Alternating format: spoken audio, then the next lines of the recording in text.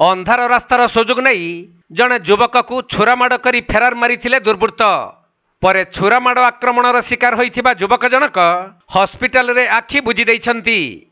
एभली घटना घटी राउरकेला सहर सेक्टर 7 थाना अंतर्गत सेक्टर 5 अंचल रे थिबा एक शिशु उद्यान निकटरे मिलिथिबा सूचना अनुसार राउरकेला सहर सेक्टर 4 बासिंदा ललाट केशरी महापात्र गतकाली राति शिशु उद्यान को बुलिबा पई जाइथिले।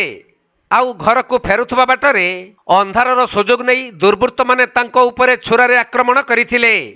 तेणु अति गुरुतर अवस्था युवक जनक हस्पिटाल रे भर्ती करा जाइथिले मध्य सेठारे तांकर मृत्यु होई जाइछि। तेणु एही खबर पाइबा परे घटनास्थल रे पुलिस और साइंटिफिक टीम पहुंची केउ कारणरू दुर्बृत्त माने युवकंकु छुरामाड़ कले ताहार कारण खोजुछि।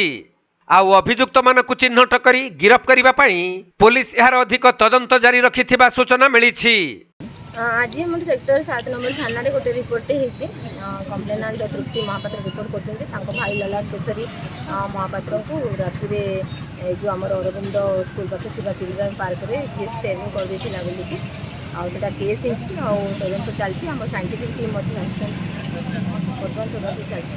कोन विषय कारण वर्तमान तदंत चलछि जना पड़े तो के डेथ हेलेन ना तंगर हां तंगर ड्यूरिंग ट्रीटमेंट तंगर आपले डेथ हेलेन कोई जगह मैडम आघात होइछि तांको भोणी गोडी जामे देखि मैं सेटिंग करछु तांको बेक पाखे स्टेजिंग उतराई। राउरकेलारू चंदन सामंत सिंहारंक रिपोर्ट कोणार्क लाइव।